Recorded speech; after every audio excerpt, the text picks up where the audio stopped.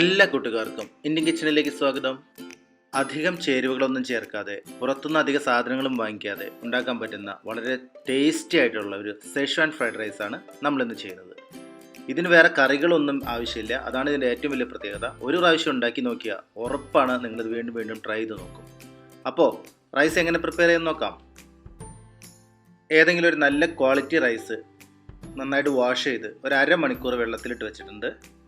പിന്നെ ആ റൈസിനിൽ ഒരു 4 ഇരട്ടി, അതായത് ഒരു കപ്പ് റൈസ് ഉണ്ടെങ്കിൽ ഒരു 4 കപ്പ് വെള്ളം വെച്ചിട്ട് അതിൽ 2 പീസ് ലൈം, ആവശ്യത്തിന് ഉപ്പ് ഇത്ര ഇട്ട് കൊടുത്തിട്ടുണ്ട്. ഇനി ഇതിൽ നമുക്ക് ഒരു സ്പൂൺ ഓയിലും കൂടി ഒഴിക്കാം. ഇതെന്തിനാന്ന് വെച്ച് കഴിഞ്ഞാൽ ആ ലൈം ഉണ്ടെങ്കിൽ റൈസിൻ്റെ കളർ നല്ല സ്റ്റഡി ആയിട്ട് നിൽക്കും. ഓയിലും ലൈമും കൂടി ചേരുമ്പോൾ റൈസ് പൊടിയാതിരിക്കും. പിന്നെ ഉപ്പ് അറിയാലോ, ഉപ്പിട്ട് വേവിച്ച് കഴിഞ്ഞാൽ റൈസിന് ടേസ്റ്റും കൂടും. അപ്പോൾ ഇനി നമുക്ക് ഈ വെള്ളം ഒന്ന് തിളപ്പിക്കാം. തിളച്ച വെള്ളത്തിലേക്ക് നമ്മുടെ റൈസ് കഴുകി ഊറ്റി എടുത്ത റൈസ് അതിലേക്ക് ഇട്ട് കൊടുക്കാം. നേരത്തെ പറഞ്ഞ പോലെ അരമണിക്കൂറെങ്കിലും വെള്ളത്തിലിട്ട് വെക്കണം, എന്നാലും ആ റൈസിൻ്റെ കറക്റ്റ് ക്വാളിറ്റി കിട്ടുള്ളൂ നമ്മൾ കുക്ക് ചെയ്യുമ്പോൾ കേട്ടോ. ഫ്രൈഡ് റൈസിന് അറിയാമല്ലോ, നമുക്ക് ഓവർ ബോയിൽ ആവാൻ പാടില്ല. ഒരു 75-80% കുക്കായാൽ മതി റൈസ്. അത് പ്രത്യേകം ശ്രദ്ധിക്കണം. നിങ്ങൾ അരി വാങ്ങിക്കുമ്പോൾ ആ കവറിൻ്റെ പുറത്ത് തന്നെ എഴുതിയിട്ടുണ്ടാവും അത് എത്ര മിനിറ്റാണ് കുക്ക് ചെയ്യേണ്ടതെന്നുള്ളത്. അപ്പോൾ അതിനെല്ലാം 1 മിനിറ്റ് കുറച്ച് വേവിച്ചാൽ മതി. ഊറ്റിയെടുത്തിട്ട് 2 മിനിറ്റ് കഴിയുമ്പോൾ ഇതുപോലെ ഇരിക്കണം. നമുക്കൊരു ഫോർക്ക് കൊണ്ട് അങ്ങനെ ഫ്ലഫ് ചെയ്തെടുക്കേണ്ടി വരും. ഇനി നമുക്ക് ഫ്രൈഡ് റൈസ് പ്രിപ്പയർ ചെയ്ത് തുടങ്ങാം. ഒരു പാത്രത്തിൽ നമ്മൾ കുറച്ച് ഓയിൽ ഒഴിക്കുന്നുണ്ട്. ഇതിൽ ഓയിലിൽ അധികം പിശുക്ക് കാണിക്കരുത്, കാരണം അല്ലെങ്കിൽ റൈസും ഒട്ടിപ്പിടിക്കാൻ സാധ്യതയുണ്ട്. അതിനുശേഷം നമ്മൾ സെഷ്വാൻ ചില്ലി പേസ്റ്റ് ഇതിൽ ആഡ് ചെയ്യുന്നുണ്ട്. ഇത് വളരെ ഈസി ആയിട്ടുള്ള ഒരു സംഭവമാണ്, വളരെ ടേസ്റ്റിയാണ്. എങ്ങനെ ചെയ്യേണ്ടതെന്നുള്ളത് നമ്മൾ chilli chicken last video chilli ചിക്കനിൽ കറക്റ്റായിട്ട് കാണിക്കുന്നുണ്ട്. അപ്പോൾ അതൊന്ന് പോയി നോക്കുക. ഒരു 2 മിനിറ്റ് സ്പെൻഡ് ചെയ്ത് കഴിഞ്ഞാൽ നിങ്ങൾക്ക് കറക്റ്റായിട്ട് പഠിക്കാൻ പറ്റും. മാത്രമല്ല ഇതുകൊണ്ട് നമുക്ക് ഒരുപാട് പ്രിപ്പറേഷൻസ് വേറെ ചെയ്യാനും പറ്റും. നമ്മൾ ഇത്തിരി മീഡിയം ഹൈ ഫ്ലെയിമിൽ ഇട്ടിട്ട് വേണം ചെയ്യാനായിട്ട്. ഇത് കുക്ക് ചെയ്ത് വരുമ്പോൾ ആ ആദ്യം ഒഴിച്ച ഓയിലുണ്ടല്ലോ, അത് അതിൽ നിന്ന് എക്സ്ട്രാക്ട് ചെയ്ത് വരും, അതിൽ നിന്ന് വിട്ട് വരും. ചില്ലി പേസ്റ്റ് വേറെയും ഓയിൽ വേറെയും വരും. കണ്ടോ, ഓയിലിൻ്റെ അളവ് കൂടി തുടങ്ങിയ പാത്രത്തിൽ. അപ്പോൾ ഏറെക്കുറെ റെഡി ആയിട്ടുണ്ട്. കളർ കുറച്ചും കൂടി ഡാർക്ക് റെഡ് കളറായി. അപ്പോഴാണ് ഒരു കാര്യം ഓർത്തത്, നിങ്ങൾ ആദ്യമായിട്ട് ഈ ചാനലിൽ വരുന്നവരാണെങ്കിൽ ആ സബ്സ്ക്രൈബ് ബട്ടൺ ഒന്ന് പ്രസ് ചെയ്തേക്കുക, പിന്നെ ബെല്ലൈക്കണം. അതാവുമ്പോൾ നെക്സ്റ്റ് വീഡിയോസ് വരുമ്പോൾ നിങ്ങൾക്ക് നോട്ടിഫിക്കേഷൻ കിട്ടും. മറക്കരുത് കേട്ടോ. നിങ്ങൾ വീട്ടിൽ ഫ്രൈഡ് റൈസ് ഉണ്ടാക്കുമ്പോൾ റെസ്റ്റോറൻറ്റ്സിൽ നിന്ന് കിട്ടുന്ന ആ ടേസ്റ്റ് വന്നിട്ടില്ല, അപ്പോൾ വിചാരിച്ചിട്ടുണ്ടോ എന്തായിരിക്കും കാരണം? വളരെ സിമ്പിളായിട്ടുള്ളൊരു സംഭവമാണല്ലോ എന്ന്. അത് വേറെ കാരണമൊന്നുമല്ല, നമ്മൾ ആ ഫ്രൈഡ് റൈസിൻ്റെ റൈസ് ഒരല്പം വേവ് കുറച്ചെടുക്കണം. അതുപോലെ തന്നെ നല്ലോണം തണുപ്പിച്ചെടുക്കണം. ഒരു കാരണവശാലും ചൂടുള്ള റൈസ് കൊണ്ട് ഫ്രൈഡ് റൈസ് ഉണ്ടാക്കരുത്. പിന്നെ ഇതിൻ്റെ പ്രത്യേകത, ഇന്ന് നമ്മൾ ചെയ്യുന്നതിനകത്ത് നമ്മൾ വേറെ സോസ് ഒന്നും ചേർക്കുന്നില്ല.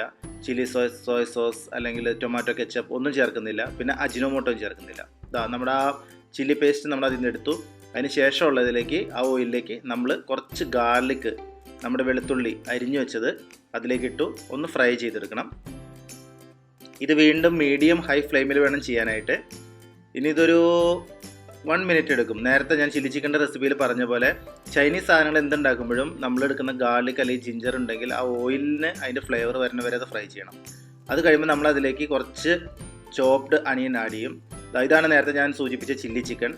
നിങ്ങൾ ആ റെസിപ്പി ഒന്ന് പോയി നോക്കണം കേട്ടോ. നല്ല റെസിപ്പിയാണ്, വളരെ സിമ്പിളാണ്. ഇതുപോലെ തന്നെ വേറെ എക്സ്ട്രാ സോസ് ഒന്നും ചേർക്കാത്തൊരു റെസിപ്പിയാണത്.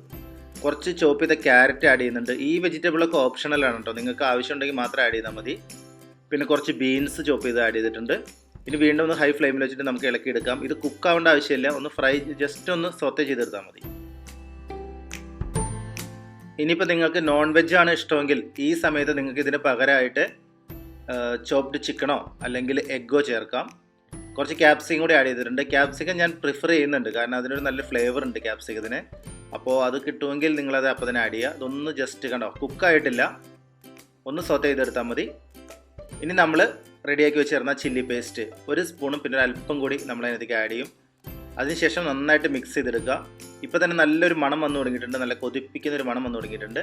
നമുക്കിതിലേക്ക് നമ്മുടെ തണുത്ത റൈസ്, അത് പ്രത്യേകം ശ്രദ്ധിക്കണം, തണുത്ത റൈസ് ആഡ് ചെയ്യാം. കണ്ടോ, റൈസ് കുതിർന്ന് കിടക്കുന്നുണ്ടോ, അതങ്ങനെ തന്നെ കിടക്കണം. അതിനുശേഷം നന്നായിട്ടൊന്ന് മിക്സ് ചെയ്തിട്ട് ടോസ് ചെയ്തെടുക്കാം. നിങ്ങൾക്ക് അറിയില്ലെങ്കിൽ ഇതുപോലെ മിക്സ് ചെയ്താൽ മതി. അതല്ല കുറച്ച് കഴിവുള്ളവരാണെങ്കിൽ ഇതുപോലെ ടോസ് ചെയ്തെടുക്കാം. രണ്ടായാലും കുഴപ്പമില്ല, ടേസ്റ്റിന് ഒരു ഡിഫറൻസ് ഉണ്ടാവില്ല കേട്ടോ.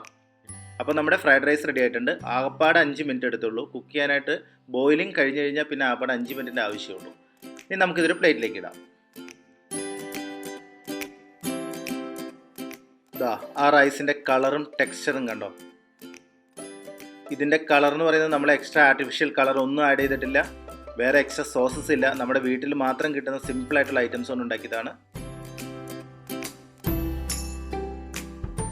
ചാനലിൻ്റെ പേര് മറക്കരുത്, ഇന്ത്യൻ കിച്ചൺ. അപ്പോൾ thank you for watching. Happy cooking.